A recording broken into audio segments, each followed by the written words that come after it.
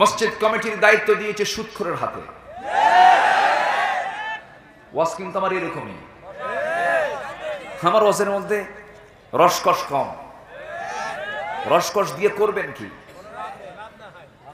সত্য কথা বললে তিতা লাগবে, কিন্তু সত্য কথা বাদ দেওয়া যাবে না মুসলমান।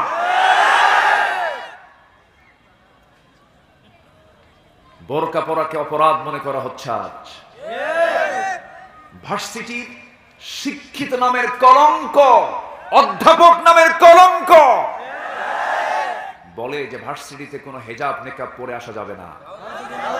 কেন? ওর তো নজর খারাপ, ওর তো নজর খারাপ। ও দেখতে চায়, বড় নারীকে সে দেখতে চায়। সে যুক্তি দেয়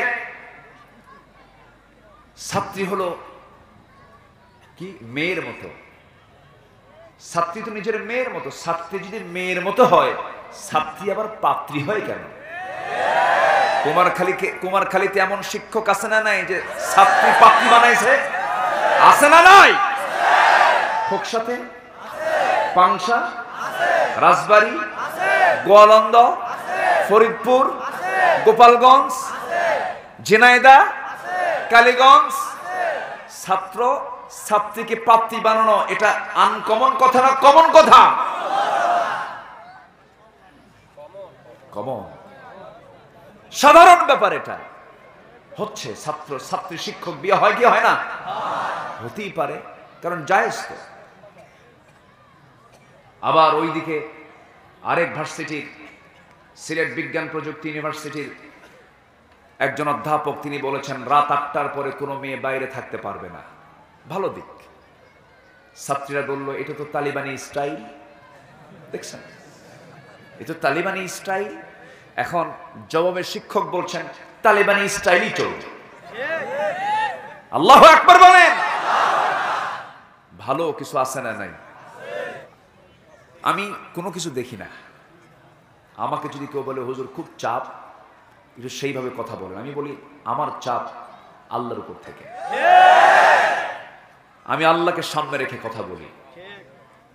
মরবো তো একবারই, কয়বার মরবো? পাখির একটা কথা মনে পড়লো আমার, কোরআনের পাখি। পাখি বলতে তো বোঝেনি সবাই। একটা কথা মনে পড়ে, বিড়ালের মতো 500 বছর বেঁচে লাভ কি? সিংহের মতো এক মুহূর্ত গর্জন দিয়ে হকের পক্ষে কথা বলে মরতে চাই আমরা।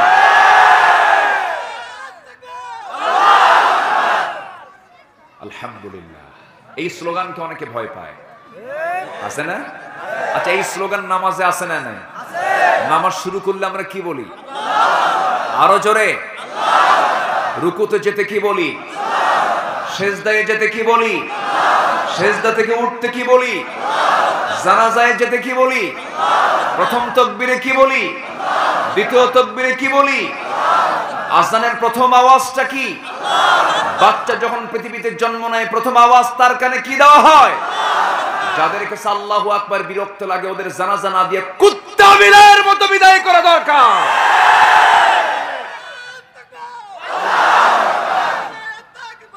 আল্লাহু আকবার কোট করে দিয়েছে। জোরে বলি সুবহানাল্লাহ। আল্লাহ রাব্বুল আলামিন বলেন فَعَتَوْا عَنْ أَمْرِ رَبِّهِمْ فَأَخَذَتْهُمُ الصَّاعِقَةُ وَهُمْ يَنظُرُونَ। সূরা যারিয়াতের 44 নম্বর আয়াতে মহান রব্বুল আলামিন বলেন আল্লাহ তাদেরকে আদেশ অমান্য করার কারণে তাদেরকে পাকড়াও করে ফেললেন এবং তাদেরকে আক্রান্ত করল বজ্র। এবং এই বজ্র যখন তাদেরকে আক্রান্ত করে ফেলল, ফামাসতাতাউ মিন কিয়ামিন ওয়া মা কানু মুনতাসিরিন। সেই সময় না তারা দাঁড়াতে সক্ষম হলো, না প্রতিকার করতে সক্ষম হলো। তারা তো দাঁড়াতে পারে না। এই প্যারালাইসিস রোগী কি দাঁড়াতে পারে নাকি? পারে না। স্পষ্ট হয়ে গেল। এরকম হাজারো ভরি ভরি প্রমাণ আছে কোরআনে কারীমের মধ্যে। আল্লাহ রাব্বুল আলামিন শত শত সায়েন্সের আয়াত নাজিল করেছেন। যদি বিজ্ঞান কোরআনের কোনো ভুল ধরতে যায় এটা ভুল হয়ে যাবে বিজ্ঞানের, কারণ কোরআন বিজ্ঞানের ভুল ধরতে পারবে, কিন্তু বিজ্ঞান কখনো কোরআনকে ভুল প্রমাণ করতে পারবে না। আমার ভাইরা, আমার বন্ধুগণ, আল্লাহ রাব্বুল আলামিন কোরআন যে নাযিল করেছেন আজ থেকে ১৫০০ বছর আগে আজ পর্যন্ত কেউ কি কোরআনের কোনো ভুল প্রমাণ করতে পেরেছে নাকি? পারবে নাকি? সম্ভব নাকি? মাত্র কয়েক সপ্তাহ আগে আমার সফর ছিল কাতারে, মালয়েশিয়া থেকে কাতার সফর ছিল, কাতারে মাহফিল সম্পন্ন করে যখন দেশে ফিরছিলাম বিমানে উঠলাম, স্থলভাগ থেকে জমিন থেকে কয়েক হাজার ফিট উপরে এই বিশাল শূন্যতার মধ্য দিয়ে মানুষ বানিয়েছে বিমান। সেই বিমানে চড়ে আসতেছি, মেঘের বিশাল বড় একটি স্তর দেখতে পাচ্ছি, মনে মনে ভাবতেছি এই বিশাল স্তরটা আল্লাহ রাব্বুল আলামিন কেমন করে এটাকে আটকিয়ে রেখেছেন, মেঘের কি কোনো ওজন আছে নাকি, এমন চিন্তা আমি করতে লাগলাম। সায়েন্স ঘাটতে ঘাটতে দেখি মেঘেরও তো ওজন আছে। কিউমুলাস নামে একটা মেঘমালা আছে যার ওজন হলো 200 টন।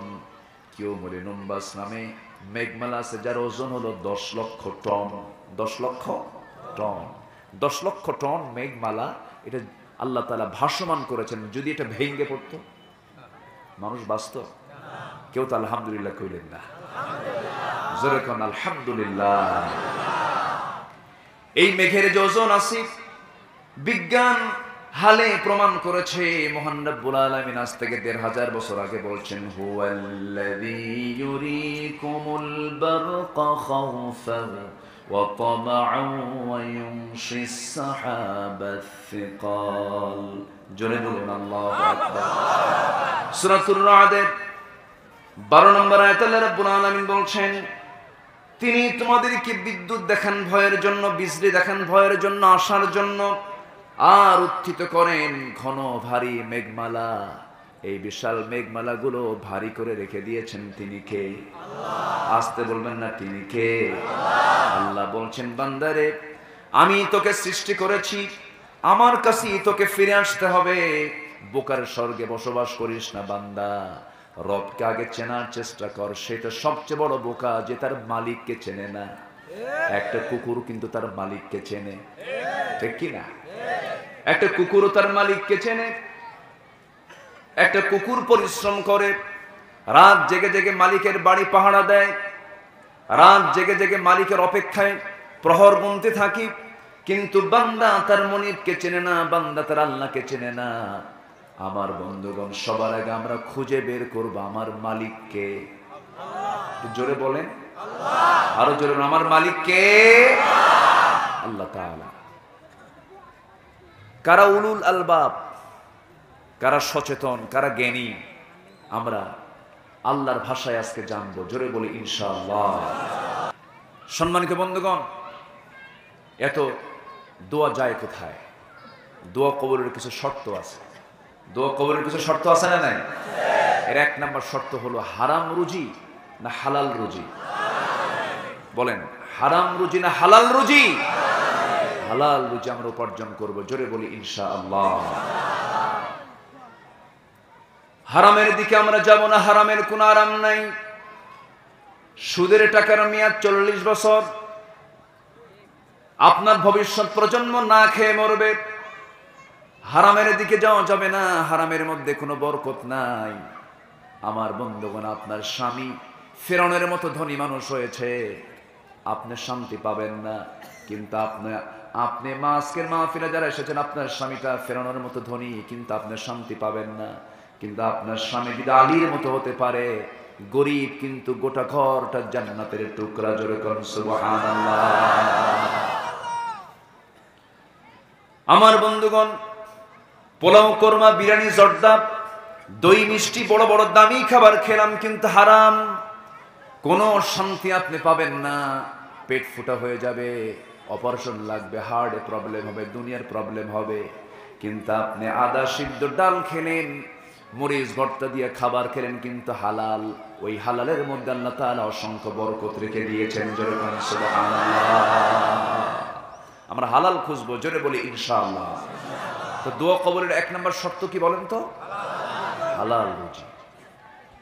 আরেকটা শর্ত হলো বান্দার হক নষ্ট করলে তার দোয়া কবুল হবে না, বান্দার হক আদায় করলে তার দোয়া কবুল হবে। জোরে কাম সুবহানাল্লাহ। বান্দার হক নষ্ট তো এখন নাই, আছে?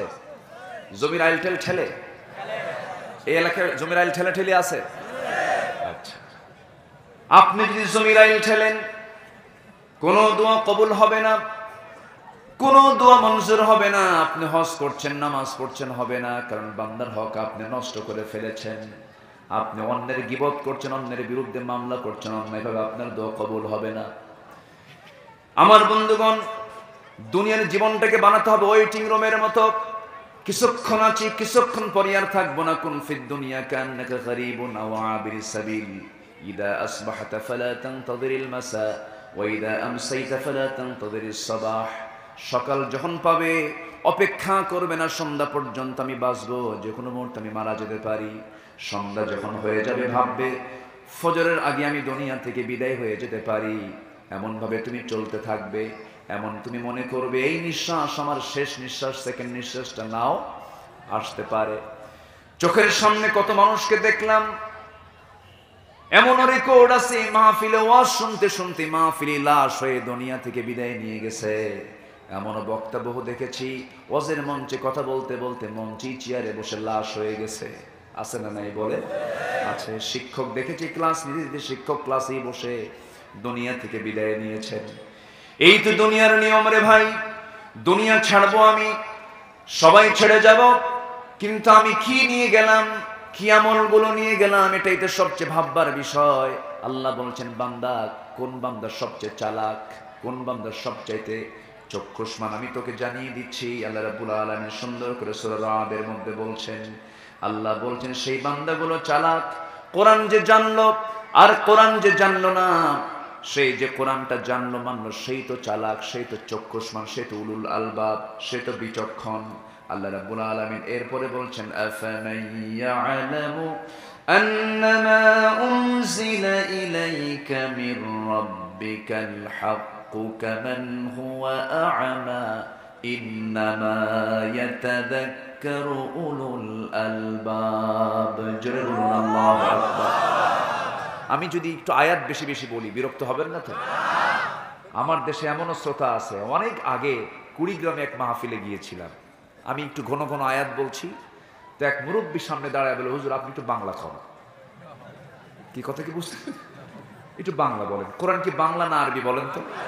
আরবি তো। আপনি যদি নাও বোঝেন, একটা বিষয় মাথায় রাখবেন, যখন আপনি দেখবেন আয়াত বেশি, কোন আলোচক ঘন ঘন আয়াত বলতেছে, যদি নাও বোঝেন আপনি শুনবেন প্রত্যেকটা হরফে 10টা নেকি। যেরকম সুবহানাল্লাহ। আপনি বুঝতেছেন না আয়াতের অর্থগুলো, আপনি আবার পরে আয়াতের অর্থ জানিয়ে দিচ্ছেন, আপনি সওয়াব বেশি পেয়ে যাবেন। আমার বন্ধুগণ, যে আলোচনায় আয়াত বেশি সে আলোচনায় বরকত বেশি। এমন আলোচক আমার দেশে আছে, 2 ঘন্টার বক্তৃতা একটা আয়াতও কয় না। আছে না নয়? আছে। এখন জনগণ সচেতন হয়ে গেছে। জনগণ সচেতন হয়ে গেছে। তারা হাতের কড়া গনে যে হুজুর আজকে কয়টা আয়াত কইছে। আছে, সচেতন আছে না নাই? নামাজের তো লোকমা আছে, ওয়াজের কি কোনো লোকমা নাই? বুঝেন না, যে যা ইচ্ছা তাই কয়। বাপের কাহিনী, দাদার কাহিনী, আছে না নাই? আমরা কারো কাহিনী শুনবো না, আমরা শুনবো কার কাহিনী? আসতে বলবেন না, কার কাহিনী? আল্লাহর কাহিনী। আমার বন্ধুগণ, বিবেকওয়ালা কারা? আমরা কি বিবেকওয়ালা হতে চাই? বিবেকহীন হব না বিবেকওয়ালা হব? বিবেকওয়ালা হব। আমাদের এই বিবেকটা আমরা জাগ্রত করব। জোরে বলি ইনশাআল্লাহ। বিবেক হচ্ছে পৃথিবীর সবচেয়ে বড় রাডার। যার সুস্থ বিবেক আছে সে জাহান্নামে যাবে না। জোরে কোন সুবহানাল্লাহ। একটা বিবেকবান মানুষ কি বনের সম্পত্তি মেরে খেতে পারে? আস্তে করে। বনের সম্পত্তি মেরে খাওয়া মানুষ কুমারখালীতে নাই? হ্যাঁ, সবই দেখি আছে। বনের সম্পত্তি মেরে খায়। কি টেকনিক করে জানেন? বাপ মারা গেছে 10 বছর, তাও জমি ভাগ করে না। 10 বছর যে খাইলো, এটা কি হালাল খাইছে না হারাম খাইছে? আসতে বলে হালাল খাইছে না হারাম খাইছে? বাবা রেখে গেছে, তার ওয়ারিস লেটে পেয়ে যাবে, তার মানে মারা যাওয়ার সঙ্গে সঙ্গে সবাই সমান ওয়ারিস হয়ে গেছে। ছেলে 10 বিঘা, মেয়ে 5 বিঘা। এটা কে করেছেন? লিযযাকারি মিসলু হাযযিল উনসাইন। আল্লাহ তাআলা ক্লিয়ার করেছেন সূরা নিসার 11 নম্বর আয়াত, ক্লিয়ার কথা। তিলকা হুদুদুল্লাহ, আছে না?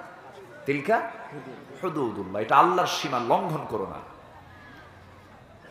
10 বছর বোনরা শুধু আসে আর যায়, লজ্জায় কিছু বলতে পারে না, বাপ নাই, ভাইয়ের বাড়িতে আসি, ভাই কিছু কয়ও না, চুপচাপ থাকে। 10 বছর হয়ে যায়, দেয় না। একদিন বোনরা মুখ খুলি বলে, ভাই সম্পত্তিগুলো কি বুঝায় দিবা না? এবার ভাইগুলো সব এক জায়গায় হয়ে বলে, বোনদের কেমন করে বুঝায়? ভাইরা বোনদেরকে সুন্দর করে গোল করে বসায় নিয়ে বলে, বোন শোনো একটা কথা বলি, কি অংশ নিলে কিন্তু ধ্বংস হয়। দেখছেন কি ওয়াজটা দিল, কি অংশ নিলে ধ্বংস হয়। এটা কি কোরআনের কথা? এই ওঠে কারা এখানে? বাবা, ও বাচ্চা ছাত্র না? ছাত্ররা উঠতেছে, ওরা ওদের শেষ রাতে আবার হিপস আছে, তো ওদের রাত 3টার দিকে উঠতে হয়। হাফেজরা মুখস্থ করে রাতের আধারে, বলি আলহামদুলিল্লাহ। এদেশের হাফেজরা এতটাই মেধাবী, গোটা পৃথিবীর হাফেজরা আমাদের দেশের হাফেজদের সাথে পারে না। আলহামদুলিল্লাহ বলে, এটা কম অর্জন না। কিন্তু দুবাই গভর্নমেন্ট আশ্চর্য হয়ে গেছে, সৌদি গভর্নমেন্ট আশ্চর্য হয়ে গেছে, আমাদের ভাষা আরবি আমরা পারি না। কি মেধা! আমার দেশের মানুষের মরিচ খাওয়ার মেধা, এটা জানেন? আলহামদুলিল্লাহ। কি খাওয়ার মেধা? মরিচ খা। মরিচ যেমন খুব ঝাল, এদের ব্রেনও খুব ঝাল। আল্লাহু আকবার বলে, প্রচন্ড মেধা। কেউ নড়াচড়া করবেন না। তাহলে বোনের সম্পত্তি তাকে বুঝিয়ে দেওয়া সুন্নত, নফল, ওয়াজিব, মুস্তাহাব না ফরজ? আসতে বলেন, জোরে বলেন কি? অন্তত এলাকার মায়েরা আমার আজকে ওয়াজে খুব খুশি হবে, বলবে হুজুর কাম একখান করছেন আপনি, খুব খুশি হবে। হুজুর আমাদের অংশটার ব্যাপারে আপনি যে বলছেন, না পাই তাও কইছেন।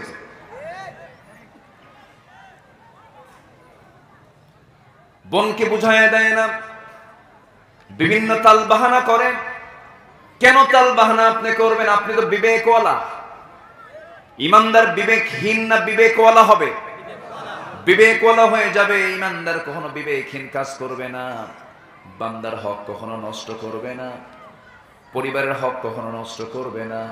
বউকে পিটায় এমন স্বামী বাংলার জমিনে মনে হয় নাই? আছে না নাই? বউকে পিটানো সুন্নত নাকি? আসতে কর। দেখছেন একজন কইছে বউকে পিটানো ফরজ। বিয়ে করছেন? যে কইছে ওই বিয়ে করে নাই।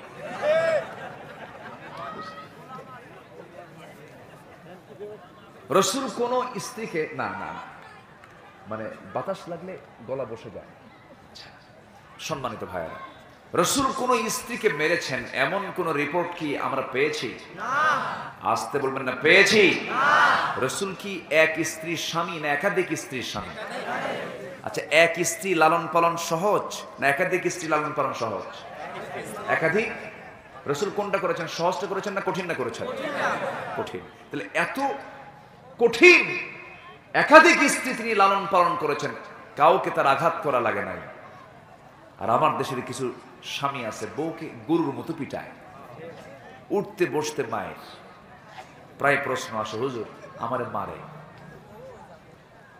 সবচেয়ে ছোট লোক তারাই যারা বউকে পিটায়। আসতে কয়, জোরে কোন ঠিক কিনা? যারা আসতে কবেন ভাববো আপনারা পিটায়, কিন্তু বউদের মধ্যেও কিছু দোষ আছে না নাই? আসতে বলবেন না, আছে না নাই? আছে। বউকে মারা যাবে, বউকে প্রহার করা যাবে 4টা অপরাধ করলে। কয়টা অপরাধ করলে? শুনবেন, মানে মারার জন্য শুনবেন। দেখছেন অবশ্য একজন কইছে অবশ্য। চারটা কারণে বউকে মারা যায়। বউকে আপনি মারতে পারবেন চারটা কারণে। আমার মায়ের এখন মনে মনে চিন্তা করতে, হুজুর কিছুক্ষণ আগে আপনি খুব ভালো ছিলেন, এখন দেখে আপনি তো মারাত্মক অবস্থায় গেলেন। নাম্বার 1 হলো যদি 5 ওয়াক্ত নামাজ না পড়ে, রমজান মাসে রোজা না রাখে, স্বামীর যদি বৈধ আনুগত্য না করে, পর্দায় যদি না থাকে, এই চারটা কারণে মারতে পারবেন। তবে মারার শর্ত হলো 1.5 হাত কোনো লাঠি দিয়ে মারা যাবে না, কোনো লাঠি প্রয়োগ করা যাবে না। মারতে গেলে সর্বজোর মুখে মারা যাবে না, মুখের কোনো অঙ্গে মারা যাবে না। নাকে মারলে উট কাফারা দিতে হবে। কথা বলছেন ভাই? মুখেও মারা যাবে না, বুকেও মারা যাবে না। মারতে গেলে 1.5 হাত লাঠিও ব্যবহার করা যাবে না। ছোট্ট যে মেসোয়াক আছে, ছোট্ট মেসোয়াক যেটা পকেটে রাখা হয়, এই মেসোয়াক দিয়ে মারতে হবে। আপনি যখন মেসোয়াক দিয়ে আপনার বউকে মারতে যাবেন, তখন পাশের লোক যদি দেখে, তখন বলে মারতেছে না, আদর করে। কি টার্গেটে ছিলেন না? আমার মাদের কলেজে একটু পানি আসছে এখন, হুজুর বাঁচলাম পিটন থেকে। আমার ভাইয়েরা, আমার বন্ধুগণ, সবচেয়ে ছোট কাজ হলো এমন কাজ, ওই সন্তানগুলো কখনো আদৌ বলা হয় না। যে সমস্ত বাবারা ছেলে মেয়ের সামনে মাকে পিটায়, আছে না? আছে। এটা কখনো ঠিক নয়। মার দাম আছে না নাই? স্ত্রীর ব্যক্তিত্ব আছে না নাই? স্বামীরও সম্মান আছে না নাই? আছে। সম্মান বজায় রাখতে হবে। আমার নবীজির সামনে 4 স্ত্রী একদিন এসে বলছেন, ইয়া রাসূলুল্লাহ, আমরা 4 জন গন্ডগোল শুরু হয়ে গেছে। কি? আমাদের 4 জনের মধ্যে আপনি কাকে সবচেয়ে বেশি ভালোবাসেন একটু বলেন তো। হুজুর। রাসূল বললেন, শোনো, এমন প্রশ্ন করছো যার জবাব আমি আজকে দেব না, কালকে দেব, চিন্তা ফিকির কইরা যাও। 4 জনকে পাঠায়া দিয়েছেন। সন্ধ্যা হয়ে গেছে। আমার নবীজি করলেন কি? হাতের মধ্যে 8টা খেজুর নিলেন, 2টা করে প্যাকেট করলেন, 2টা করে প্যাকেট করে প্রথমে অন্ধকার রাত্রে আম্মা জান আয়েশার ঘরের মধ্যে ঢুকে তিনি সালাম দিয়ে বলছেন, আয়েশা, আমি তোমাকে দারুণ ভালোবাসি, আই লাভ ইউ। তাহলে আই লাভ ইউ আপনি বলতে পারবেন কিনা বলেন? কাকে? দেখেন আস্তে আস্তে কয়, কাকে? অন্যের বউ না নিজের বউ? হ্যাঁ, এটা যেন মনে থাকে। আবার আহিব্বুক, হে আমার আয়েশা, আমি তোমাকে দারুণ ভালোবাসি। আমি তোমাকে 2টা খেজুর দিয়ে গেলাম। এই 2টা খেজুর যে আমি তোমাকে লুকায় লুকায় দিয়ে গেলাম, এই কথা যেন আমার কোনো স্ত্রী কানে না যায়। তোমাকে ভালোবাসি আমি দারুণ। দ্বিতীয় স্ত্রীর ঘরে গিয়ে 2টা খেজুর দিয়ে একই কথা তিনি বললেন, রিপিট করলেন। তৃতীয় স্ত্রীর ঘরে গিয়ে তিনি একই কথা রিপিট করলেন। চতুর্থ স্ত্রীর ঘরে গিয়েও 2টা করে খেজুর দিয়ে একই কথা রিপিট করে, একই কথা বলে, সান্ত্বনা দিয়ে, প্রশান্তি দিয়ে চলে আসলেন। পরের দিন সকালবেলা বুক ভরা আশা নিয়ে 4 জন স্ত্রী নবীর সামনে গিয়ে দাঁড়াইছে। বলতেছে, হুজুর, আপনি জানাতে চেয়েছেন আপনি আজকে আমাদের মধ্যে আপনি কাকে সবচেয়ে বেশি ভালোবাসেন। রাসূল তা আগেই জানিয়ে দিয়েছেন, সব খবরদার 2টা খেজুর দিলাম, কাউকে বলা যাবে না। রাসূল বলেন, শোনো, আমি যাকে গত রাত্রে লুকায় লুকায় 2টা খেজুর যাকে দিয়ে আসছি, আমি তাকেই সবচেয়ে ভালোবাসি। যা। জোরে বলেন সুবহানাল্লাহ। রাসূল আমার কি ছিলেন না? এক রাত পেয়েছি আমি, সব দিক থেকে একটু একটু করে বলার চেষ্টা করছি, মূল লাইনের দিকে আস্তে আস্তে চলে যাচ্ছি। সবার আগে আমরা চিনবো কাকে? এরপরে চিনবো হলো মুহাম্মদ সাল্লাল্লাহু আলাইহি ওয়াসাল্লাম। আল্লাহকে বেশি ভালোবাসবো না রাসূলকে বেশি ভালোবাসবো? 1 নাম্বার কাকে?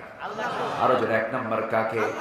নাম্বার 2 হলো মুহাম্মদ সাল্লাল্লাহু আলাইহি ওয়াসাল্লামকে। তবে হ্যাঁ, রাসূলকে বাদ দিয়ে আল্লাহকে পাওয়া যাবে না, আল্লাহকে বাদ দিয়ে রাসূলকে পাওয়া যাবে না। দুজন কি ভালোবাসতে হবে? কম না বেশি?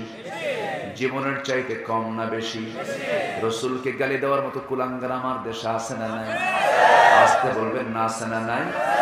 আছে। সময় সুযোগ আসবে, জোরে বলি ইনশাআল্লাহ। আরো জোরে বলি ইনশাআল্লাহ। যারা গালি দিচ্ছ, অপেক্ষা করো, সময় আসবে, আসবে সময়, আসবে সময়, জোরে বলি ইনশাআল্লাহ। ফেরাউন কখনো জানে না যে নীল দরিয়ায় আমি চুবে মরবো, আমি ডুবে মরবো। ওয়া আগরাকনা আলা ফিরআউন, চুবায় মেরেছেন তিনি কে? আল্লাহ।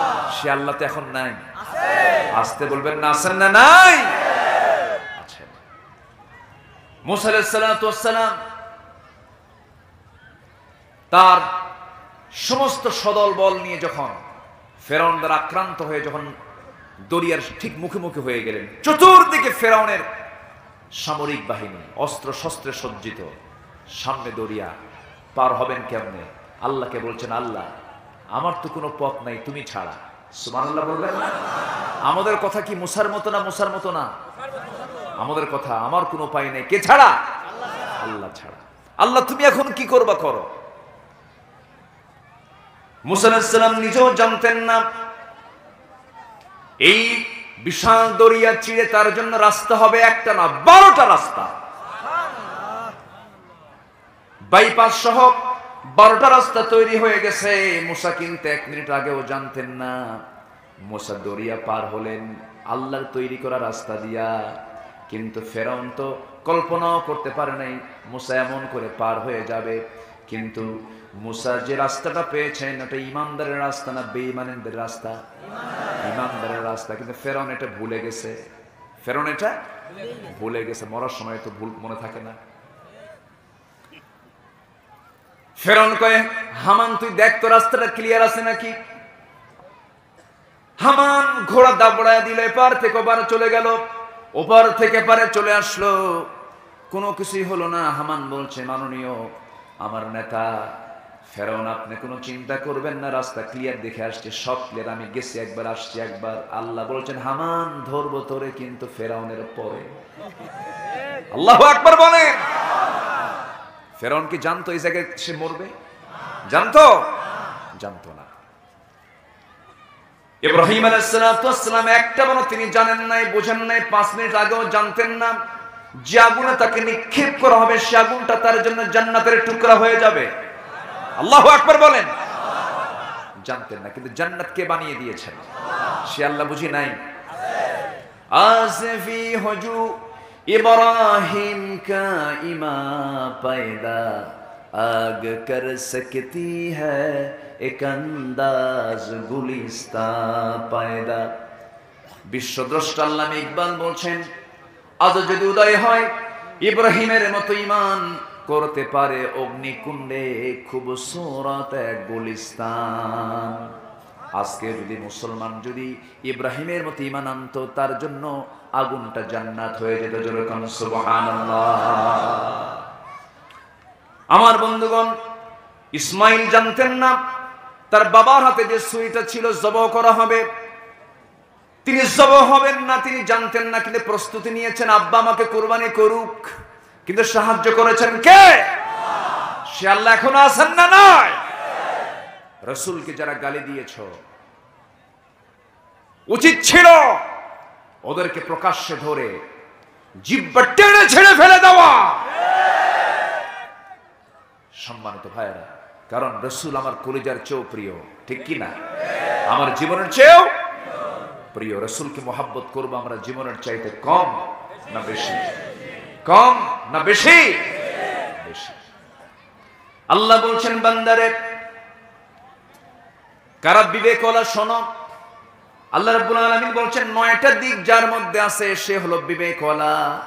দোয়া কেন কবুল হয় না একটা বিষয় কিন্তু বলেছি, মনে আছে তো আপনাদের? এগুলো মাথায় রাখবো। জোরে বলি ইনশাআল্লাহ, আরো জোরে বলি ইনশাআল্লাহ। আমার বন্ধুগণ, বিবেকওয়ালা কারা? যার মধ্যে 9টা দিক আছে, 9টা গুণ আছে। 1 নম্বর হলো আল্লাহ রাব্বুল আলামিন বলেন, আল্লাযীনা ইউফুনা বিআহদিল্লাহি ওয়া লা ইয়ানকুদুনাল মিসাক। জোরে বলুন আল্লাহু আকবার। নাম্বার 1 হলো যারা ওয়াদা পূর্ণ করে। ওয়াদাটা আমাদের মূলত জগতে বলে এসেছি, আলাস্তু বিরাব্বিকুম, তুমি কি আমি কি তোমার রব নই? আমরা না বলেছি না হ্যাঁ বলেছি? আমাদের রবকে আসতে বলবেন, আমাদের রবকে আল্লাহ। আমরা বলি নাই? আসতে বলে বলি নাই? মনে আছে? হ্যাঁ, এই মনে আছে কার? কার মনে আছে? মনে তো নাই, কিন্তু বলেছি। আমি বলেছি কিনা বলেন? কোরআন বলে দিচ্ছে, আল্লাহ আমাকে প্রশ্ন করেছেন, আমি উত্তর দিয়েছি ক্বালু বালা, হে তুমি আমার রব। এই অঙ্গীকারটা আমরা করে এসেছি, কিন্তু আমাদের মনে নাই। মনে তো অনেক কিছুই নাই। মার দুধ খাইছি কি খাই নাই মনে আছে? কার হাত তোলে? দেখছেন মনে আছে? এই মার দুধ খাইছেন মনে আছে? কেমনে মনে আছে?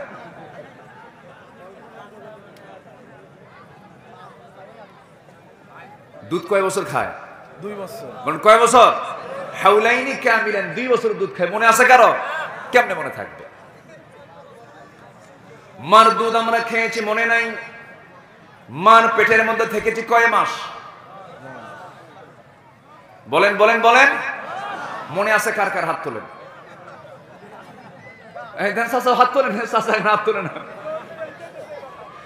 আমার ভাইয়েরা, মার পেটের মধ্যে 9 মাস ছিলাম, সেখানে ছিলাম মনে নাই। দুধ পান করেছি মনে নাই। এগুলো যদি না মনে না থাকার পরও যদি বিশ্বাস করে নেই আমি যে রুহের জগতে সাক্ষ্য দিয়েছি, হ্যাঁ তুমি আমার রব, এটা মনে না থাকলে আমরা সাক্ষ্য দিয়েছি কি দেই নাই? দিয়েছি আমরা। আল্লাহ বলছেন বান্দারে, এই ওয়াদা তুমি যদি পূর্ণ করো তুমি হলে বিবেকওয়ালা। আল্লাহ আমার রব, আল্লাহ আমাকে কয় ওয়াক্ত নামাজের অর্ডার দিয়েছেন? আসতে বলবেন না, কয় ওয়াক্ত নামাজের অর্ডার দিয়েছেন? 5 ওয়াক্ত নামাজটা পড়া আমার আপনার জন্য সুন্নত না ফরজ? আসতে বলবেন সুন্নত না ফরজ? ফরজ হুকুম নামাজ পড়বো আমরা 5 ওয়াক্ত। জোরে বলি ইনশাআল্লাহ, আরো জোরে বলি ইনশাআল্লাহ। নাম্বার 2 হলো অঙ্গীকার ভঙ্গ না করা, ওয়াদা ভঙ্গ না করা। বিবেকওয়ালা কখনো ওয়াদা ভঙ্গ করে না। জীবন চলে যাবে কিন্তু ওয়াদা ভঙ্গ করবে না। আজকে আমার দেশে ওয়াদা ভঙ্গ আছে না নাই? আসতে বলবেন না, আছে না নাই? যার ওয়াদা ঠিক নেই তার ঈমান নাই, বলেছেন মুহাম্মদ সাল্লাল্লাহু আলাইহি ওয়াসাল্লাম। নাম্বার 3 হলো আল্লাহ তাআলা বলেন, والذين يصلون ما أمر الله به أن يوصل ويخشون ربهم ويخافون سوء الحساب। জোরে বলুন আল্লাহু আকবার। নাম্বার 3 হলো আল্লাহর সম্পর্ক বজায় রাখা। কার সম্পর্ক? আল্লাহর সম্পর্ক বজায় রাখা। নাম্বার 4 হলো আল্লাহকে ভয় করা। নাম্বার 5 হলো বিচার দিবসকে ভয় করা। বিচার দিবস আছে না নাই? আসতে বলবেন না, আছে না নাই? বিচার দিবসে বিচার করবেন কে? আসতে বলবেন না, বিচার করবেন কে? রাসূল বলেন, সাহাবীরা রে, কিয়ামতের দিন আল্লাহ যদি আমাকেও পাকড়াও করেন আমি পার পাওয়ার কোনো সুযোগ পাবো না। এত জটিল একটা জায়গা আমাদের সবার সামনে পড়ে আছে। এত কঠিন জায়গা। আমার নবীজি হাসরের ময়দানে মাকামে মাহমুদের সিজদায় পড়ে থাকবেন। মানুষ বিচারের অপেক্ষায় 50,000 বছর চলে যাবে। বিচার কার্য শুরু হবে না।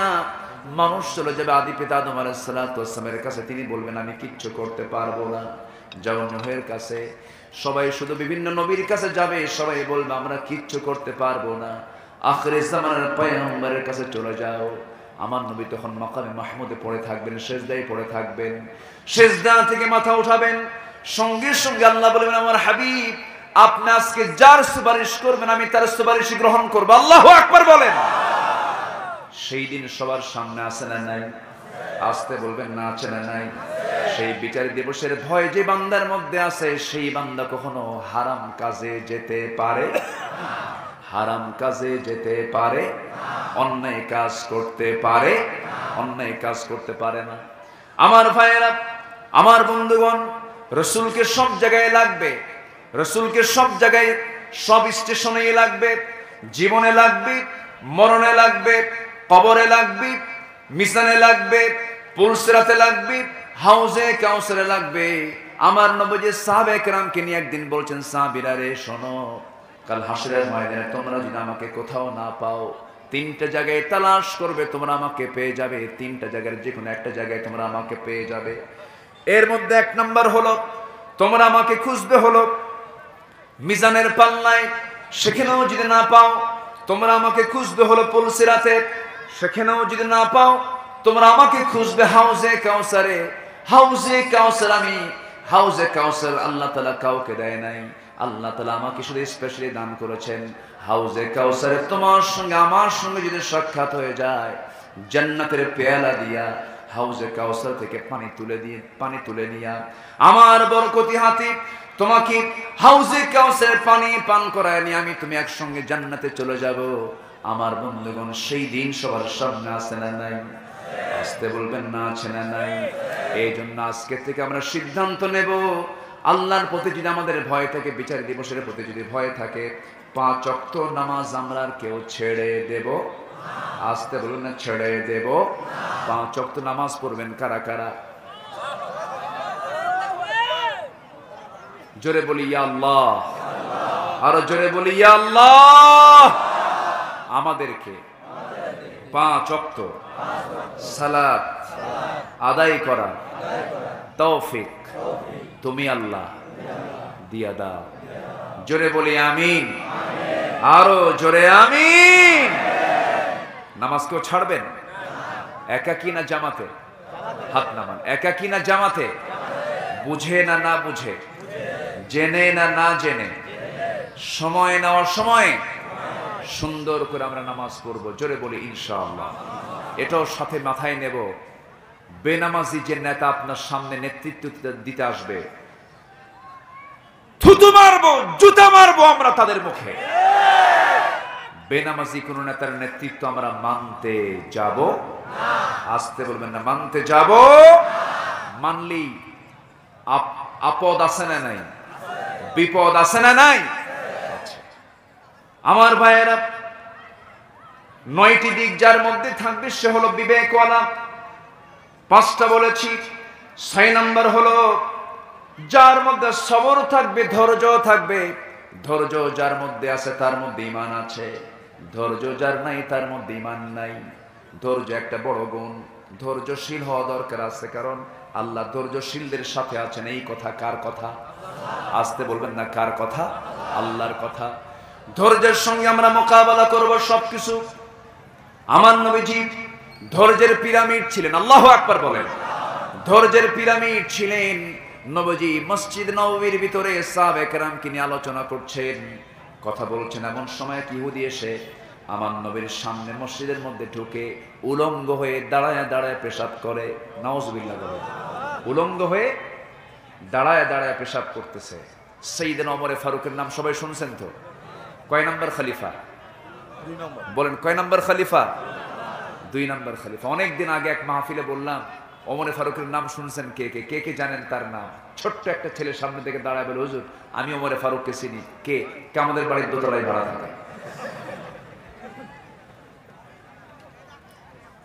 আমার দেশে এমনও লোক আছে, এমনও শিক্ষিত আছে, বিসিএস ক্যাডার আছে, ওযুর ফরজ জানে না। আসতে বলবেন না, আছে না নয়? ইসলামী সমাজে ওই সমস্ত বিসিএস ক্যাডার যারা ওযুর ফরজ জানে না, তারা একটা পিয়নের দায়িত্ব পালন করতে পারবে না। মুসলমান আমাদেরকে বলে, হুজুররা কি জানে? হুজুররা কি জানে? যার মধ্যে কোরআনের জ্ঞান আছে তার মধ্যে আর কোনো অজানা নাই। বলি আলহামদুলিল্লাহ। সন্তানকে আলেম বানাবো। জোরে বলি ইনশাআল্লাহ, আর জোরে বলি ইনশাআল্লাহ। দেখলাম তো বহু কিছু, কোন আলেমের বাবা বৃদ্ধাশ্রমে থাকে না, কোন হাফেজের বাবা মা বৃদ্ধাশ্রমে থাকে না। বৃদ্ধাশ্রমে সেই সমস্ত সন্তানদের বাপ মার স্থান হয় যে সন্তানগুলো বিসিএস ক্যাডার হয়ে বড় বড় পদের কর্মকর্তা হয়েছে। সবাই না, তবে এদেরই বাপ মা সেখানে গিয়ে আশ্রয় নেয়। ঠিক কিনা? সম্মানিত ভাইয়েরা, আজ অনেক ফ্যামিলির মধ্যে একটা পরিবর্তন চলে এসেছে। আমাদেরকে অনেকেই বলে, হুজুর ছেলেকে বিয়ে করাবো, একটা আল্লাহওয়ালা পর্দাশীল একটা মেয়ে চাই। ওরা বোঝে যে কোন জায়গায় শান্তি আছে। আমি কি কথাগুলো বলবো? কথা কি বলবো ভাইয়েরা? পাত্র যারা আছে, পাত্র যারা এখনো বিয়ে করো নাই, কেমন পাত্র নিবা? বলবো বলবো একটু বলে দেই? হ্যাঁ, না নিজে নিজেই খুঁজে নিবা? দেখছেন কিছু কয় না, চুপ চুপ করে হাসে। এত সুন্দর মানুষ, এত রাতে বসে আছেন আপনারা, আমি খুবই খুশি, আলহামদুলিল্লাহ, আমি খুবই খুশি, আমি খুবই আনন্দিত। আমাকে সময় দিচ্ছেন, আমি আল্লাহর শুকরিয়া আদায় করছি। প্রচন্ড গরম তো, মানুষের গায়ের এই গরমে সবাই বসে আছেন, আমিও খুশি। আমি যতক্ষণ আছি সময় দেবেন তো সবাই আপনারা? পাত্রী কেমন চাবেন আপনি? খুব সুন্দরী আসতে পারে? সুন্দরী, সুন্দরী কাকে বলে? যার নামাজ নাই নাকি? হ্যাঁ আমার ভাইয়েরা, পাত্রী কেমন নেবেন আপনি?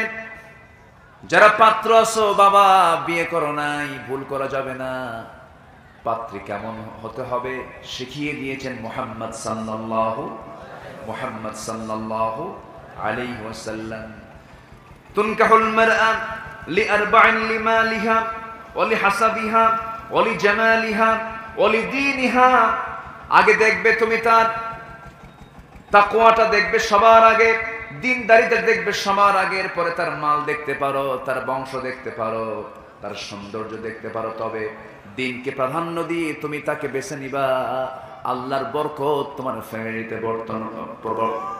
নাজিল হবে। যেরকম সুবহানাল্লাহ। তাকওয়ার দিকটা দেখতে চেষ্টা করবে। আহমদ ইবনে হাম্বল রাহমাতুল্লাহ আলাইহি বিয়ে করবেন তিনি। প্রতিবেশীর বাড়িতে দুইটা মেয়ে আছে, একটা কালো একটা ধলা। যখন বলা হলো কি দেখে এসেছেন, বলা হলো একটা কালো, কিন্তু মেয়েটার মধ্যে পরেশগারিতা আছে। তিনি বললেন, সুন্দরী মেয়ে আমার দরকার নাই, কালো মেয়েটা আমাকে বিয়ে করায় দাও, কারণ তার মধ্যে কালোর যে সৌন্দর্যের গুণ, দিনদারিতা আছে। যেরকম সুবহানাল্লাহ। তাকে বিয়ে করলেন। তার ইন্তেকালের পূর্বে তার স্ত্রী দুনিয়া থেকে বিদায় নিলেন। দীর্ঘদিন দাম্পত্যময় জীবন কাটিয়েছেন, কোনোদিন গন্ডগোল লাগে নাই। তাকে বলা হলো, আহমদ ইবনে হাম্বল, গন্ডগোল কেন লাগে না, কি হয়েছিল? তিনি বললেন, গন্ডগোল না লাগার কারণ হলো আমার বউ যখন খেপে যেত আমার উপর, আমি তখন ঠান্ডা থাকতাম, আর আমার স্ত্রী যখন আমার উপর খেপে যেত আমি ঠান্ডা থাকতাম। আমি যখন খেপে যেতাম আমার বউটা ঠান্ডা থাকতো। যেরকম সুবহানাল্লাহ, আরো যেরকম সুবহানাল্লাহ। আমার ভাইরা, আজকে সমাজে তালাকের পরিমাণ কমছে না বাড়ছে? শিক্ষার হার কমছে না বাড়ছে? শিক্ষার হারও বাড়ছে, তালাকের হারও বাড়ছে। তালাকের পরিমাণটা শিক্ষিতের মধ্যে কম না বেশি? হ্যাঁ বলেন বলেন, শিক্ষিতের মধ্যে তালাকের পরিমাণ কমছে না বাড়ছে? কেউ কাউকে দাম দিতে চায় না। তালাকের মোট 8টা কারণ। এক নম্বর হলো শারীরিক অক্ষমতা, এটা থাকতেই পারে। নাম্বার 2 হলো ঝগড়া, কিন্তু সেই ঝগড়া হতে হবে সৌন্দর্য নিয়ে। ঝগড়া হলে সেই ঝগড়ায় কোনোদিন তালাক হবে না। নাম্বার 3 হলো সবচেয়ে বড় কারণ আজকে তালাকের, সেটা হলো পরকিয়া। আছে না নাই? গত বছর চুয়াডাঙ্গা মাহফিল, আমার মাহফিল করতে গেছি, খাইতে বসছি। এক মুরব্বী আমার কাছে এসে বলছেন, হুজুর আপনি আমার বড় মেয়েটার জন্য দোয়া করবেন। কেন? মেয়েটাকে বিয়ে দিয়েছি ঠাকুরগা। বললাম, চুয়াডাঙ্গার মানুষ বিয়ে দিলেন ঠাকুরগা, এত দূরে কেমনে? ঘটককে হুজুর? মোবাইল। ঘটককে? মোবাইল। আজকে পরকীয়ার পরিমাণ এত পরিমাণ বাড়ছে, অসংখ্য পরিবার আজকে ধ্বংসের দিকে চলে গেছে। আমার ভাইয়েরা, নাম্বার 4 হলো যৌতুক। আছে নাকি? আসতে বলেন, যৌতুক আছে না নাই? নাম্বার 5 হলো অলসতা। এমন কিছু কিছু ছেলে আছে যারা অলস, আছে না নাই বলেন? আছে, বইয়ের কামাই শুধু খায়। মনে হয় কুষ্টিয়াতে নাই? কুষ্টিয়াতে আছে না নাই? অবহেলা তিলে তিলে শেষ হয়ে যায়। অতি সম্মান। কিছু কিছু মহিলা আছে দেখবেন, স্বামীর চাইতে স্বামীকে এত হেয় করে, বাপ মা বাপ মা বাপ মা বাপ মা, আছে না নাই? এগুলো মনে হয় কুষ্টিয়াতে আছে নাকি? বাপ মার দাম অবশ্যই আছে। তবে আপনার স্বামী যদি আপনাকে বলে, আমার অনুমতি ছাড়া তুমি আমার ঘর থেকে বের হতে পারবে না, এই যে তাকে অর্ডার দেওয়া হলো, অধিকাংশ ইমামরা বলেছেন যদি কেউ মারাও যায় স্বামীর অনুমতি ছাড়া, সে ঘর থেকে বের হতে পারবে না। কারণ এখানে আনুগত্যের বিষয় আছে না নাই বলেন? আসতে বলবেন না, আছে না নাই? আছে। এই জন্য বাপ মাকে আপনি সম্মান করবেন, তবে নিজের সংসারকে সংরক্ষণ করার দরকারও আছে না নাই? তালাকের বহুগুলো কারণের মধ্যে একটা কারণ থাকে, অনেক সময় শ্বশুর শাশুড়ির কারণে তালাক হয়ে যায়, বাপ মার কারণে তালাক হয়ে যায়। এই ক্ষেত্রে সতর্ক থাকার দরকার আছে না নাই? আচ্ছা, প্রায় গন্ডগোল লেগে যায়। শাশুড়ি আম্মা যারা আছেন তাদেরকে একটু বলি, শোনেন।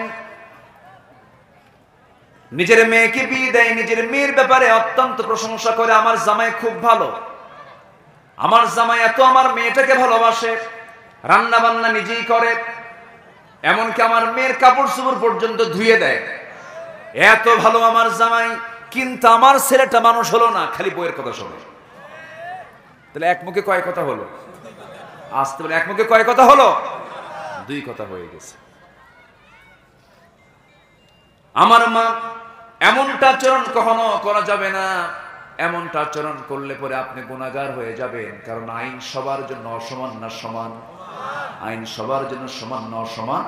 সমান। এটা ইনসাফ। পারিবারিক যে হকগুলো আছে এগুলো আদায় করার চেষ্টা করবেন, দিন মেনে চলার চেষ্টা করবেন।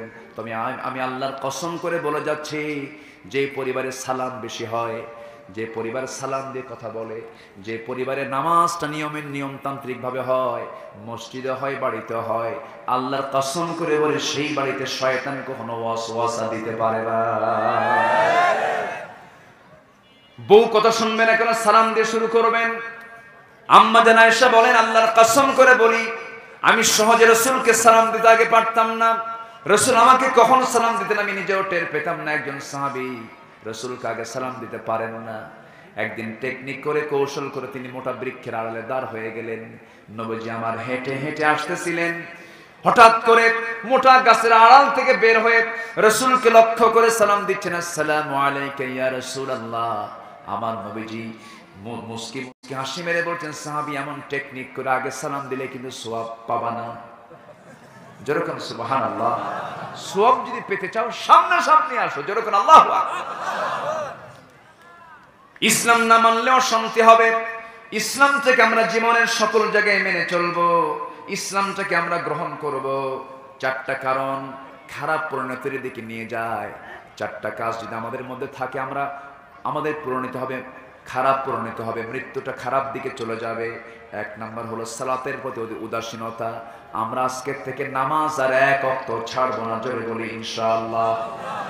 জালালউদ্দিন সৈয়দ রাহমাতুল্লাহ আলাইহি তিনি বলেছেন, এক নাম্বার হলো সালাতের প্রতি উদাসীনতা।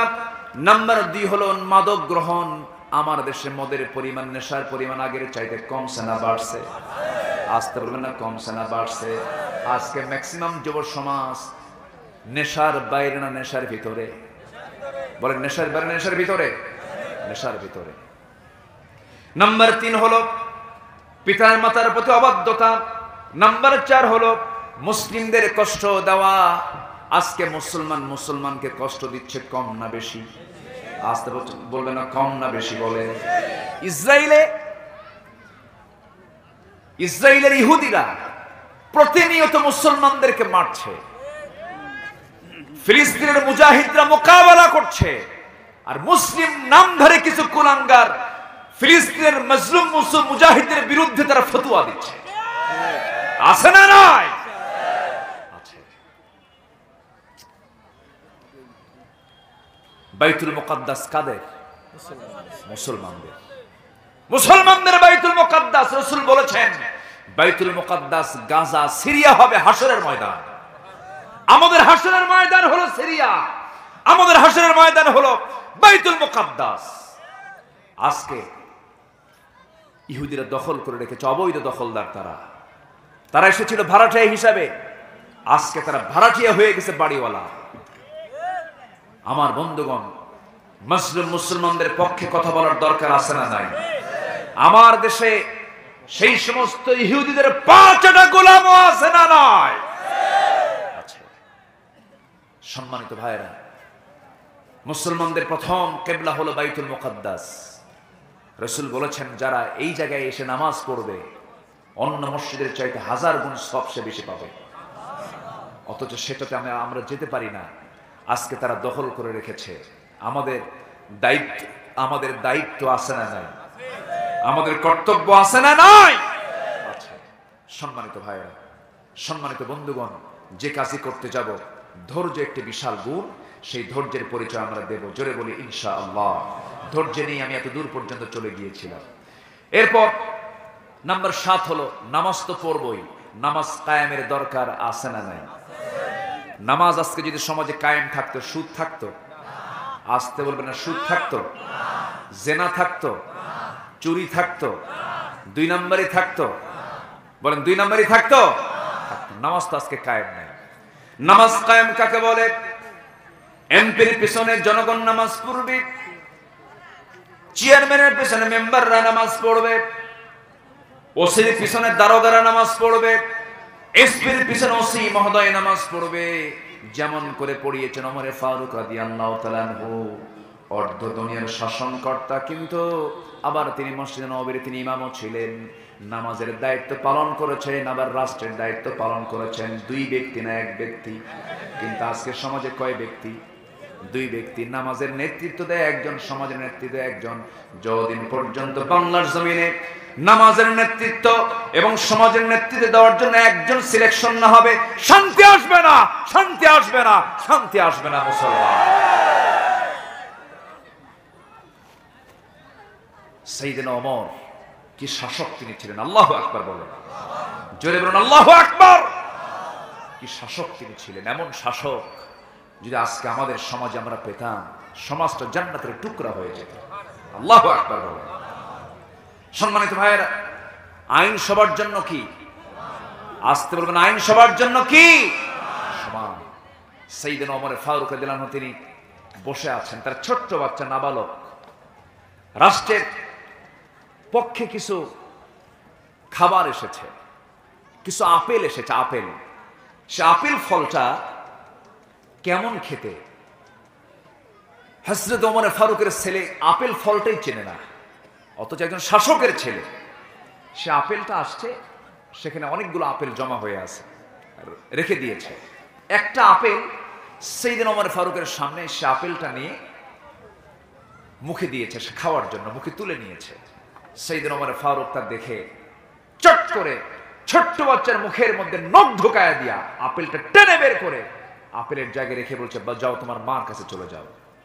ছোট্ট বাচ্চা ডুকরে ডুকরে কাঁদতে কাঁদতে মার কাছে গিয়ে বলতেছে, আব্বু, আম্মু, আব্বু আমার মুখ থেকে ফলটা কেড়ে নিয়ে আবার এখানে রেখে দিস।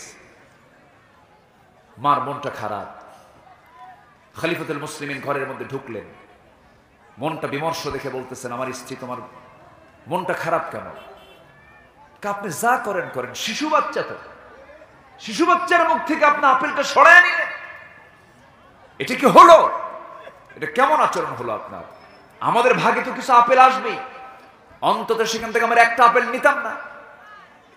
সাইয়েদনা ওমর ফারুক বললেন, শোনো, আমার স্ত্রী যে আপেলটা আমার সন্তান হাতে নিয়ে মুখের মধ্যে তুলে নিয়েছে, আমরা যে আপেলগুলো পাবো সেই ভাগে ওই আপেলটাই যে আমার অংশে আসবে, তার গ্যারান্টি কি তুমি দিতে পারবা নাকি? সুবহানাল্লাহ বলবেন না? মধু এসেছে, মধু, সেই মধু ভাগ করতে হবে। 1 বোতল মধু ভাগ করার জন্য ওমর ফারুক রাদিয়াল্লাহু তাআলা হাতের মধ্যে নিলেন, নিয়ে বলছেন, আমার স্ত্রী, এই 1 বোতল মধু প্রতিবেশীর মাঝে সমান করে ভাগ করে দাও। মধুর বোতল স্ত্রী হাতে দিয়ে পরক্ষণে বলছেন, না, আমি তোমাকে ভাগ করতে দেব না, আমিও ভাগ করব না। এক প্রতিবেশীর হাতে দিয়ে দিলেন, দিয়ে বলছেন, ও প্রতিবেশী, সুন্দর করে সমান ভাগে ভাগ করে একটা সমান অংশ আমাকে দিয়ে দিবা, আমার বাড়িতে দিয়ে দিবা, যাও তুমি এটা ভাগ করো। এবার স্ত্রীর সামনে দাঁড়াইছেন, বউটার মন খারাপ। এবার বলছে, বউ, আমার মন খারাপ কেন? আপনি আমাকে বিশ্বাসই করেন না। বলবে না, বলবে না, বলবে না, বলেন তো, বলবে না? বলবে কিনা বলেন? আমার বউ, আপনার বউ তো অনেক ভালো। দেখছেন ওরকমই, দেখছেন ওরকমই। আল্লাহ সবাইকে ভালো বানান, জোরে বলি আমিন। সাইয়েদনা ওমর ফারুক বললেন, আমার স্ত্রী, আল্লাহর নামে তোমাকে বলতে চাই, মনটা খারাপ করবে না, আমি তোমাকে বিশ্বাস করি, তুমি কখনো এলোমেলো করবে না, তোমার ওজন কখনো ব্যাঠিক হবে না। কিন্তু আমার স্ত্রী, আল্লাহর নামের কসম করে বলছি, আমি তোমাকে সন্দেহ মনে করে তোমার কাছ থেকে আমি মধুর বোতলটা নেই নাই। মধুর বোতল নেওয়ার কারণ হলো, মধু হলো তরল জিনিস, যখন তুমি এটাকে সমান ভাগে ভাগ করতে যাবে, কিছু অংশ মধু তোমার হাতে লেগে যাবে, সে হাতে লেগে থাকা মধুটা তুমি কেমন করে সমান ভাগে ভাগ করবে? আমি ওমর চাই নাই 1 ফোঁটা মধু আমার অংশে বেশি আসুক, এই জন্য ভাগের দায়িত্ব আমি অন্যজনকে দিয়ে দিয়েছি। যেরকম সুবহানাল্লাহ। বিচার শুরু হয়ে গেছে। কি বিচার শুরু হয়েছে দেখেন। সাইয়েদনা ওমর ফারুক রাদিয়াল্লাহু তাআলা আনহু ঘোড়া কিনেছেন। ঘোড়া বিক্রেতার কাছ থেকে ঘোড়া কিনেছেন, টাকা দিয়েছেন, লেনদেন হয়ে গেছে। সেই ঘোড়া বিক্রেতা ঘোড়া বুঝিয়ে দিয়েছেন। ওমর ফারুক ঘোড়ার পিঠে চড়ে কয়েক মাইল যেতে না যেতেই ঘোড়ার চারটা পাও কেজো হয়ে গেছে, ঘোড়া বসে গেছে। ওমর ফারুকের রাগ কম না বেশি? বেশি রাগ খেপে গিয়ে রেগে গিয়ে বলছে, ও ঘোড়াওয়ালা, তুমি যে আমাকে ঘোড়া দিয়েছো, ঘোড়াটা অচল ঘোড়া দিয়েছো, কিন্তু আমি ঘোড়া নেব না, যাও, টাকা আমাকে ফেরত দাও। ঘোড়াওয়ালা বলছে, আমিরুল মুমিনিন, আপনি যখন ঘোড়া আমার কাছ থেকে নিয়েছেন তখন কি সুস্থ না অসুস্থ? সুস্থ ঘোড়া ছিল। আমি আপনার কাছ থেকে এই ঘোড়া অসুস্থ ঘোড়া আমি নেব না। ওমর ফারুক খেপে গেলেন, রেগে গেলেন। আমি কি আলোচনা শেষ করে দেব নাকি? খেপে গেলেন, রেগে গেলেন। সঙ্গে সঙ্গে ওই বিক্রেতা বলছে, শুনুন আমিরুল মুমিনিন, আপনারও দোষ নাই, আমারও দোষ নাই। ফয়সালা করার জন্য আমি বিচার চাইবো, আদালতে চলেন। আদালত যে রায় দেবে সেই রায়টা আমি মানবো। ওমর ফারুক বলছেন, চলো আমি আদালত পর্যন্তই যাব। চিন্তা করেন, ওমর ফারুকের মতো মানুষ আদালত প্রান্তরে চলে গেছেন একটা ঘোড়াওয়ালার সাথে। আল্লাহু আকবার বলেন, জোরে কোন আল্লাহু আকবার। আদালত প্রাঙ্গণে চলে গেছেন। আদালত প্রাঙ্গণে আদালতের ঘরে যখন ঢুকেছেন, এজলাসে বসা যিনি বিচারপতি, আঞ্চলিক বিচারপতি, সুপ্রিম কোর্টও নয়, হাইকোর্টও নয়, লোকাল একটা বিচারালয় তিনি চলে গেছেন। ওমর ফারুককে দেখা মাত্রই ওই বিচারপতি চেয়ার থেকে দাঁড়ায়া আশ্চর্য হয়ে বলছে, আমিরুল মুমিনিন, কেন আপনি আদালতে এসেছেন? ওমর ফারুক বলছেন, ও বিচারপতি, একটা বিচার চাওয়ার জন্য আপনার কাছে আসছে, কি বিচার বলুন। এবার সেই বিচারপতির নাম হলো কাজী শুরাইহ ইবনুল হারিস আল কিন্দি রাহমাতুল্লাহ আলাইহি। তিনি আস্তে করে বলছেন, আমিরুল মুমিনিন, কি বিচার বলেন। তিনি বলছেন, ঘোড়া কিনছি আমি টাকা দিয়া, ঘোড়া কয়েক মাইল যেতে না যেতেই ঘোড়ার চারটা পা নষ্ট হয়ে গেছে, আমি ঘোড়া নিব না, আমি ঘোড়া ফেরত দিয়ে টাকা ফেরত নেব, কিন্তু এই ঘোড়াওয়ালা টাকা আমাকে ফেরত দেয় না, ঘোড়া বিক্রেতা টাকা আমাকে ফেরত দেয় না, এই জন্য আসছে, আপনি বিচার করে দেন। বিচারপতি ঘোড়া বিক্রেতারও বক্তব্য শুনলেন, ওমর ফারুকের বক্তব্য শুনলেন। শোনার পর এবার মুস্কি মুস্কি হাসি মেরে বলছেন, সাইয়েদনা ওমর, আমিরুল মুমিনিন, আপনাকে আমি খলিফা ওমর মনে করে জবাব দিতে যাব না, বিচার করতে যাব না। সঠিক বিচার যদি আমি করতে যাই, আজকের বিচারটা আপনার বিপক্ষে চলে যাবে। কেন আজকের বিচারটা আপনার বিপক্ষে চলে যাবে? এই জন্য, কারণ আপনি এখন এখানে দাঁড়িয়ে আমার সঙ্গে কথা বলছেন, আমি আপনার সামনে দাঁড়িয়ে দাঁড়িয়ে কথা বলছি, ভালো কথা। আমি কিছুক্ষণ পর সুস্থ থাকবো না, অসুস্থ হব, এমন গ্যারান্টিকে আমরা দিতে পারবো নাকি? দিতে পারবো না। আপনি যখন ঘোড়াটা বুঝে নিয়েছেন, টাকা দিয়েছেন, ঘোড়া বুঝে নিয়েছেন, সেই সময় ঘোড়াটা সুস্থ না অসুস্থ? সুস্থ ঘোড়া ছিল। আপনি সুস্থ ঘোড়া নিয়েছেন, আপনার মালিকানায় যাওয়ার পর ঘোড়াটা অসুস্থ হয়ে পড়েছে, টাকা ফেরতের কোনো প্রশ্ন আসে না। আল্লাহু আকবার বলেন। সাইয়েদনা ওমর ফারুক কি খেপে গেছেন? রেগে গেছেন? মুস্কি হাসি মেরে আদালত চত্বর থেকে বের হয়ে আসলেন। পরের দিন মন্ত্রী বৈঠকে বসে বললেন, শোনো, এক বিচারপতি পাইছে যে আমার বিরুদ্ধে রায় দিছে। আমি চাচ্ছি যে ওই বিচারপতিকে আঞ্চলিক বিচারপতি না বানায়া গোটা দেশের প্রধান বিচারপতি বানানো হোক, কারণ সে সঠিক বিচার করতে পারে। আমার বিরুদ্ধে সে রায় দিয়েছে। আল্লাহু আকবার বলেন। এই বিচারপতি সাইয়েদনা আলীর বিরুদ্ধেও তিনি রায় দিয়েছেন। কেমন করে? সাইয়েদনা আলী তিনি যুদ্ধের ময়দান থেকে ফিরে আসার পথে তার হাতের লৌহ বর্ম তিনি হারিয়ে ফেলেছেন। এক ইহুদি এটা চুরি করেছে। তিনি ইহুদির হাতে তার চিহ্নিত লৌহ বর্ম দেখলেন, বললেন, ইহুদি, এই লৌহ বর্মটা আমার। ইহুদি কয়, এটা আমার। কেন এটা আমার? কেন এটা আমার? ইহুদিরা মিথ্যা কথা কয় না সত্য কথা কয়? আজকেরও দুনিয়ার যারা ইহুদি, তারা সত্যবাদী না মিথ্যাবাদী? সত্যবাদী না মিথ্যাবাদী? তারা আল্লাহ কি মিথ্যাবাদী বলে? অকালাতুল ইহুদু উযাইর ইবনুল্লাহ। ইহুদিরা বলে কি? ওযাইর হলো আল্লাহর ছেলে।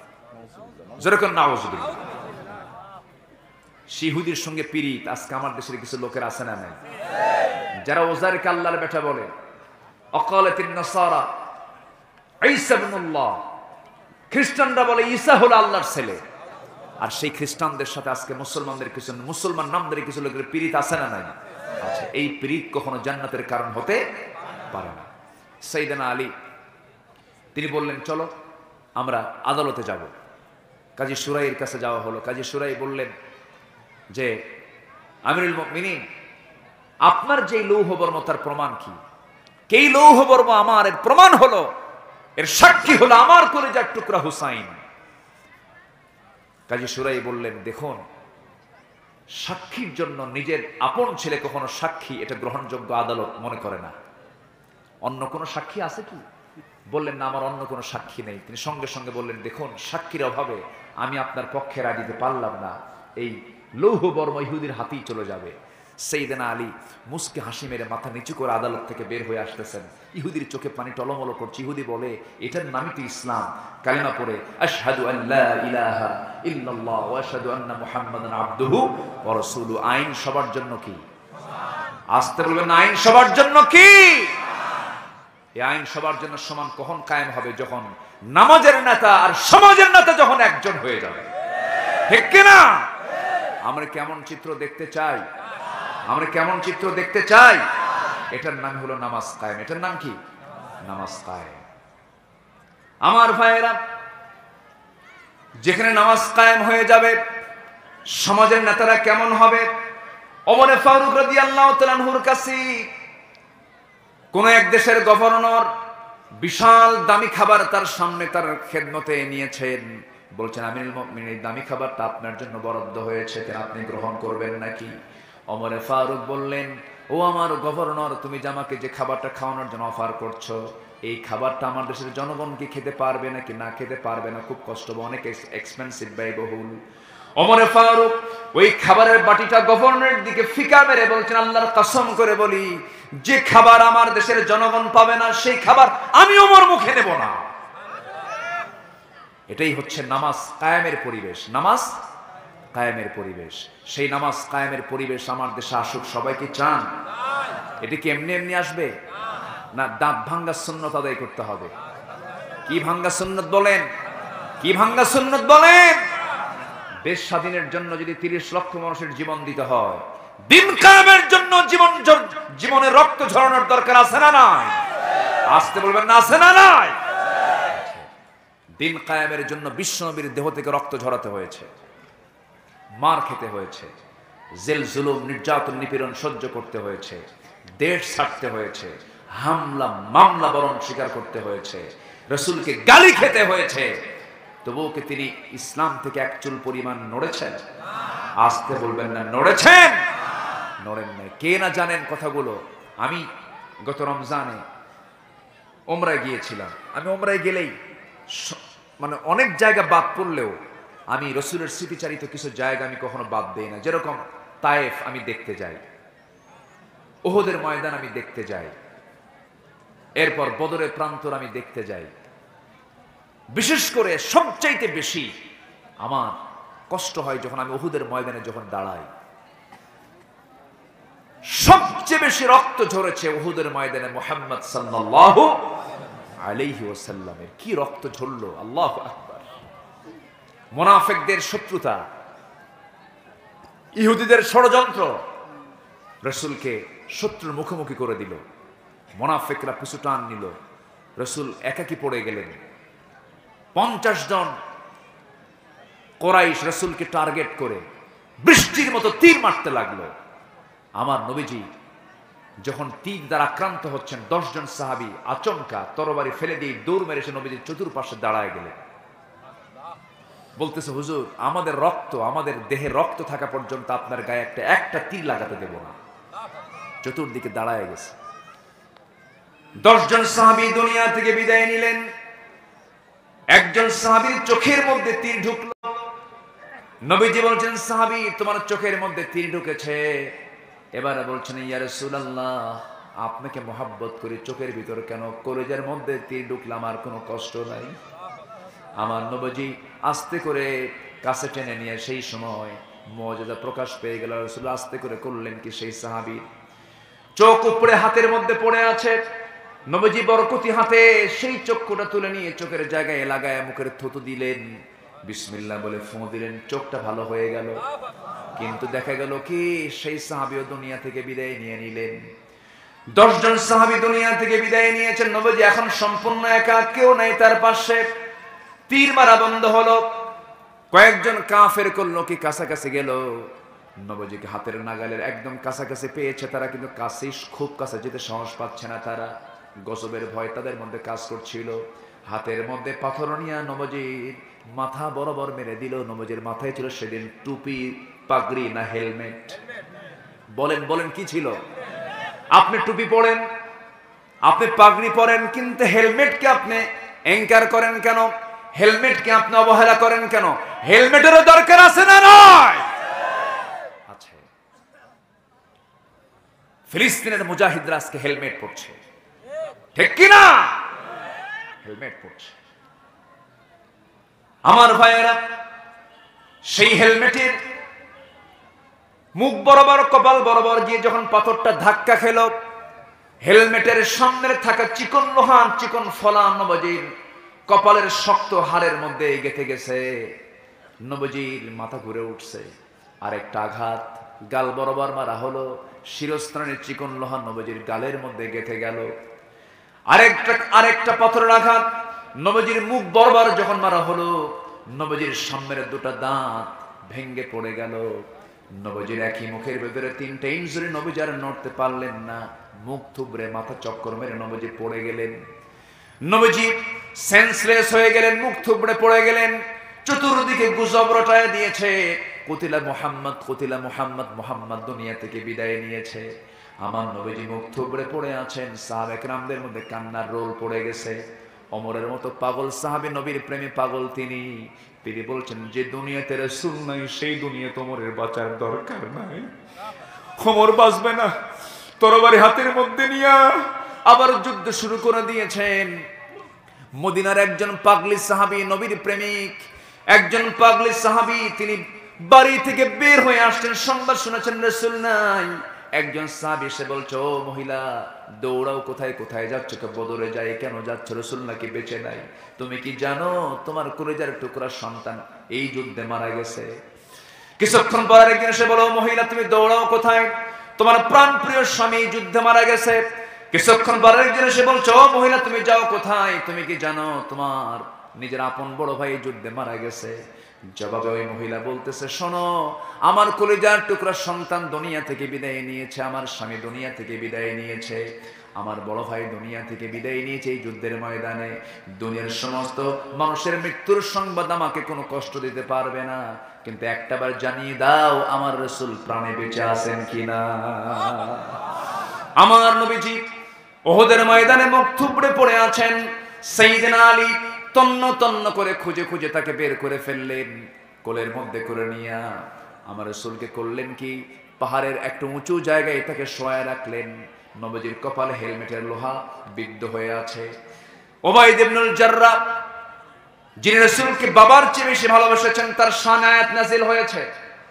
এই উবাইদা করলেন কি, উহুদের ময়দানে রাসূলের মাথার পাশে গিয়ে বসলেন, হাউমাউ করে কাঁদতেছেন। নবীজির চোখের সেই কপালে বিদ্ধ হওয়া সেই লোহার ফলা বের করতে পারেন না, হাত দিয়ে টান দিচ্ছেন, কাম হয় না, বের হয় না। রাসূল একটু আওয়াজ করছেন, কষ্ট পাচ্ছেন, আওয়াজ করছেন। উবাইদ ইবনুল জাররাহ করলেন কি, কেমন করে টান দেব আমি, কিন্তু জোরে তো টান দিতে হবে, আস্তে টান দিলে নবীজির কষ্ট হবে মনে করে নিজের দাঁতটা লাগায় দিলেন, ফলার সাথে লোহার সাথে দাঁত লাগায় দিয়ে এমন জোরে টান মারলেন, হ্যাসকা টান মারলেন, সামনের দুটা দাঁত ভেঙে গেল, লোহাটা বের হয়ে আসলো। নবীজি লক্ষ্য করেন ওবায়দার মুখের দুটা দাঁত পড়ে গেছে। রাসূল বলছেন, না ওবায়দা, আস্তে টান দিলে তোমার দাঁতটা ভাঙতো না, কি দরকার ছিল তুমি জোরে টান দিয়েছো? ওবায়দা বলছে, হুজুর দুটা দাঁত কেন, কলিজাটা ছিঁড়ে দেব, তার উপর বিন্দু পরিমাণ কষ্ট পাবো না। জোরে করেন সুবহানাল্লাহ। আমার ভাইয়েরা, আমার বন্ধুগণ, এই ওবায়দা করলেন কি, নবীজি গাল থেকে লোহার ফলা টান মারলেন, ফিনকি দিয়ে রক্ত পড়া শুরু হলো, কিন্তু রক্তগুলো তিনি জমিনে ফেলতে দেবেন না। ওবায়দা করলেন কি, হাতের অঞ্জলি ভরে রক্তগুলো হাতের মধ্যে নিয়ে রাসূলকে না দেখে তিনি লুকায় লুকায় পান করছেন।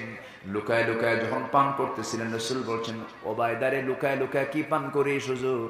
আপনার রক্ত জমিনে কোন জায়গায় ফেলবো, ফেলার জায়গা পাই নাই, আমি খেয়ে নিয়েছি। রাসূল বললেন, ওবায়দা তুমি এমন একটা কাজ করেছো ওবায়দা, যে দেহে আমার রক্ত প্রবেশ করেছে সেই দেহে কোনোদিন জাহান্নামের আগুন স্পর্শ করতে পারে না। যেরকম সুবহানাল্লাহ, আরো যেরকম সুবহানাল্লাহ।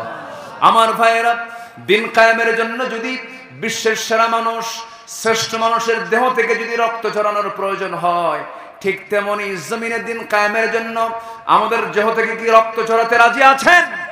রাজি আছেন কারা কারা? দুহাত উঁচু করে দেখেন মুসলমান।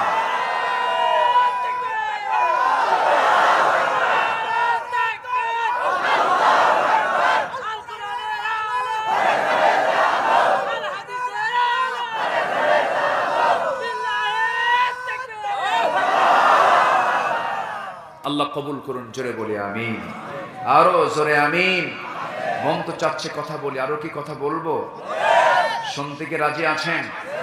কতক্ষণ থাকবেন বলেন? সারা রাত? মিজান ভাই কি করব? এখন এবার বোঝেন, ঠিক আছে? বসেন আপনারা, হুজুরের ইচ্ছা। হ্যাঁ, হুজুরের উপরেই ছাড়েন, হুজুরের উপরেই থাক, আলোচনা চলুক, হুজুর মরুক।